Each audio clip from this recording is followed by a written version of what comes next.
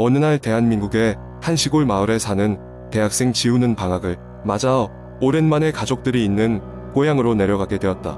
어린 시절의 추억이 가득한 그곳은 언제나처럼 평화로웠지만 이번 방문은 그가 예상치 못했던 기괴한 일의 시작이었다. 지우는 마을 외곽에 위치한 작은 저수지 옆에서 자주 강아지와 산책을 하곤 했었다. 이번에도 산책하던 중 뭔가 이상한 낌새를 느끼기 시작했다.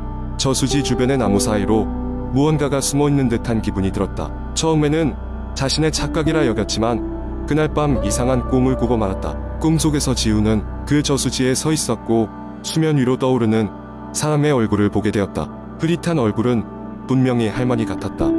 그녀는 지훈을 향해 말없이 입을 움직였다. 그 순간 깨어난 지훈은 서늘한 땀에 젖어 있었다. 기척이 없어야 할 방 안에서는 창문이 흔들리며 이상한 소리가 들려왔다. 다음 날 아침 지훈은 꿈에 대해 할머니께 이야기를 했다. 그러자 할머니는 놀란 얼굴로 그를 바라보며 과거의 이야기를 꺼내놓았다. 50여 년 전 그 저수지에서는 작은 배가 뒤집히는 사고가 있었다고 했다. 그 사고로 마을 사람인 어떤 노파가 실종되었고 그 이후로 그녀의 혼령이 저수지를 배회한다는 이야기가 전해 내려왔다. 공포에 찔린 지우는 그 이야기가 사실이 아님을 증명하고 싶었다. 학교에서의 공포영화 동아리 활동이 무색하게 그는 과학적 근거로 모든 것을 설명할 수 있을 것이라고 생각했다. 친구들과 함께 저수지에 갔다가 무언가 명확한 증거를 찾기로 결심했다. 밤이 되자 지훈과 그의 친구들은 플래시와 녹음 장비를 챙겨 저수지로 향했다. 기이한 바람이 불더니 전혀 들리지 않던 나무들의 속삭임이 이명을 타고 들려왔다. 저수지 근처에서 장비를 설치한 그들은 한자리에 앉아 지역 전설의 진실을 밝히려 했다. 갑자기 수면에서 작은 물방울이 튀기기 시작하더니 커다란 파동이 일었다. 지훈은 손에 든 카메라로 그 광경을 담고자 서둘렀지만 카메라 렌즈에는 희미하게 사람 형상 같은 것이 담겨 있었다. 그 이미지 속 얼굴은 꿈속 할머니의 얼굴과 닮아 있었다.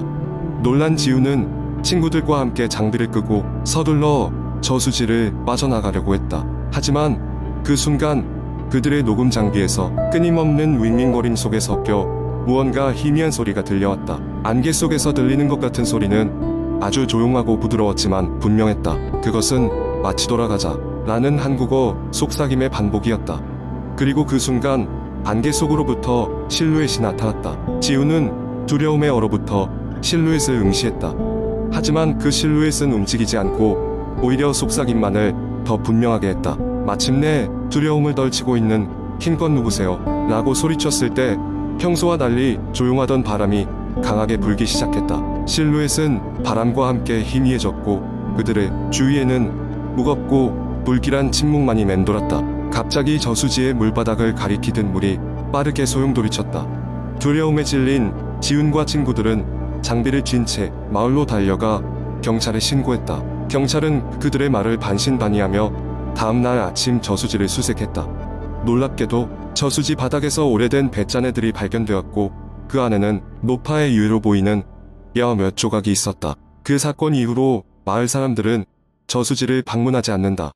지훈은 서울로 돌아왔지만 가끔씩 어두운 밤 그 저수지의 꿈을 꾸곤 했다. 마치 할머니의 마음을 이해하기에 그것은 시작에 불과했으며 아직 전하지 못한 메시지를 들어야 할 것만 같았다. 지훈은 깨달았다. 모든 것이 조용해질 때 그 속삭임은 계속될 것이며 저수지는 여전히 기억 속 어딘가에서 호소하고 있다는 것을. 두 번째 이야기. 며칠 전 나는 친구들과 함께 시골의 오래된 별장에 놀러 가게 되었다. 그곳은 나의 할머니 집이었고 빨간 기와 지붕과 낡은 나무문이 특징인 곳이었다. 주변에는 울창한 숲이 있어 도시에서는 느낄 수 없는 고요함이 흘렀다. 할머니가 돌아가신 후로 집은 계속 비어 있었고 친구들과의 이번 여행이 처음으로 그곳을 묵으러 온 것이었다. 첫날 밤 우리는 거실에 모여 으스스한 이야기를 하며 재밌게 시간을 보냈다. 캠프파이어 같은 빈티지한 느낌을 살려 밖에서 불을 피우고 괴담을 나누기 시작했다. 친구 중 한 명이 이 근방에서 아주 오래된 전설을 들었다며 이야기를 꺼냈다. 그 전설에 따르면 이 별장이 있던 자리에는 오래전에 사라진 마을이 하나 있었다고 한다. 이 마을에는 검은 눈을 가진 소녀가 있었고 그녀는 항상 붉은 치마를 입고 다녔다고 한다. 소녀가 자취를 감추고 몇 달 후 마을 사람들은 하나둘씩 실종되기 시작했고 소녀가 그들을 데려갔다는 소문이 돌았다. 이야기 도중 우리는 바람 소리가 싸늘한 기운이 스며드는 듯했다. 그 순간 밖에서 이상한 소리가 들리기 시작했다. 무언가 턱턱 걸어 다니는 소리였다. 우리는 스스로를 겁주고 있었던 것이다며 웃어 넘기려 했지만 계속되는 소리에 공포가 밀려왔다. 누구도 문을 열고 나가 확인할 용기가 나지 않았다. 그날 밤 나는 잠에서 깨어났다. 창문 너머로 보름달이 숲을 비추고 있었고 그 광경이 너무나 아름다워 한참을 바라보았다. 그런데 창문에 무언가가 스쳐 지나갔다. 나는 순간 움찔했지만 다시 바라보자 아무것도 보이지 않았다. 그리고 이내 문 밖에서 희미한 노래 소리가 들려오기 시작했다. 마치 어린아이가 부르는 자장가처럼 나지막하고 서늘한 목소리였다. 긴장한 채 누워있던 나의 귓가로 누군가 속삭이는 소리가 들렸다. 함께 놀자. 깜짝 놀라 벌떡 일어나 주위를 둘러보았지만 아무도 없었다. 다른 방에서 자고 있는 친구들은 깊이 잠들어 있는 듯했다. 순간 창문을 통해 무언가가 내다보았다는 느낌을 받았다. 나는 용기를 내어 창문 쪽으로 다가갔지만 여전히 아무것도 보이지 않았다. 다음날 아침 나는 친구들에게 이야기를 꺼냈다. 밤에 있었던 일을 설명하며 우리 중 누군가 장난친 것이냐고 물었다. 하지만 그들 모두 깊은 잠에 빠져 있었다며 그런 적이 없다고 했다. 우리는 혹시라도 있을 장난에 대비해 문을 잠갔고 그날 밤에는 불을 밝혀두기로 했다. 하지만 그날 밤 상황은 더욱 심각했다. 밖으로부터 두드리는 소리가 들려오더니 다시 그 노래가 들려왔다. 이번에는 분명하고도 뚜렷했다. 함께 놀자. 우리는 겁에 질려 거실에 모였다. 한 친구가 벌벌 떨며 핸드폰을 꺼내 불빛을 비추었고 다른 친구는 주위를 둘러보며 확인하려 했다. 그 순간 우린 모두 멈춰 섰다. 창밖에 누군가가 서 있는 것이 멀리서 보였던 것이다. 정확히 말하자면 붉은 치마를 입은 소녀였다. 그녀의 검은 눈동자가 달빛을 받아 반짝이는 것이 보였다. 우리는 소름 끼치는 정적 속에서 잠시 동안 그녀와 눈을 마주쳤다. 그리고 그녀는 손을 들어 우리에게 손짓했다.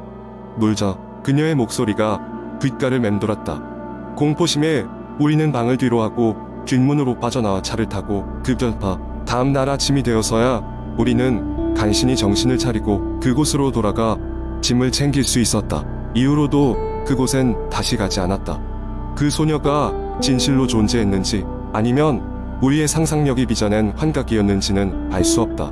다만 그 후로 우리 모두는 그 별장 출장 이야기를 꺼내기조차 두려워하게 되었다. 몇몇 친구들은 가끔 밤중에 그 소녀의 속삭임이 들리는 꿈을 꾼다고 말하곤 했다.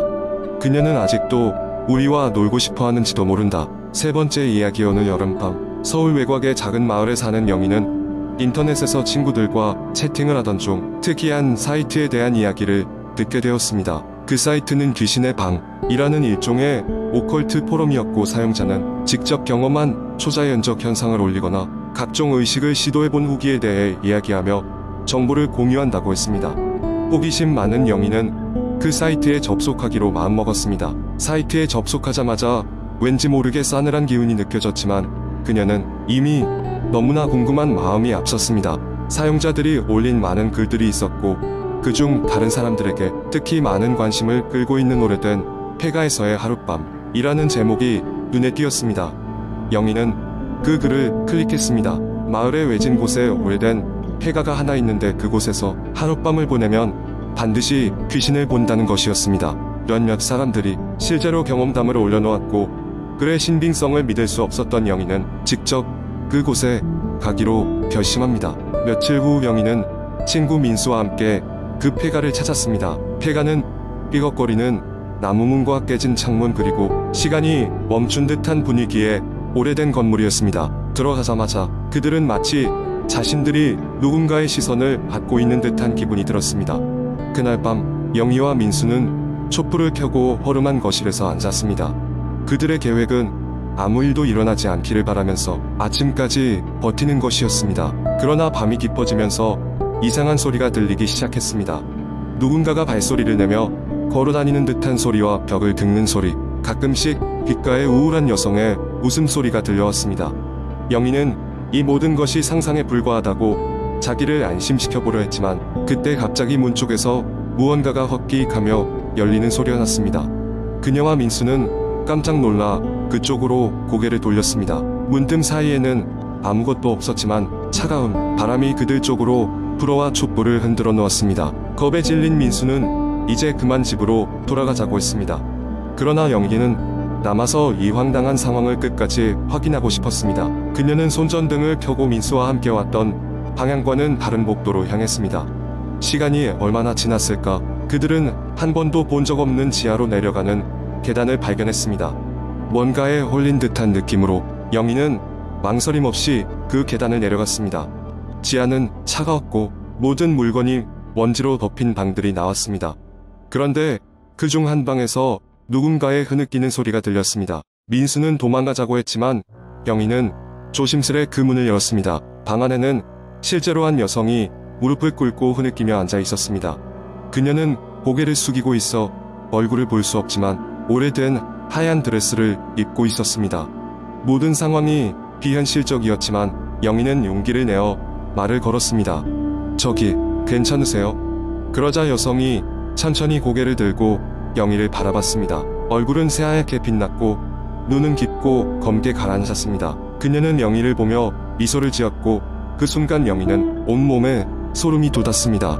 이내 그녀의 미소가 점점 커지면서 끔찍하게 웃기 시작했습니다. 민수가 영희를 붙잡고 급히 계단을 올라 도망가기 시작했습니다. 그들 뒤에서 그 여인의 웃음소리가 메아리쳤습니다. 다행히도 그들은 정신없이 뛰어 폐가를 빠져나올 수 있었고 밖으로 나오자 숨통이 트이는 기분이었습니다. 집으로 돌아오는 길 영희는 뒤를 돌아보았지만 그곳엔 아무것도 없었습니다. 그러나 그녀의 마음속엔 언제든 그 웃음소리가 다시 들려올 것만 같은 불길한 예감이 가시지 않았습니다.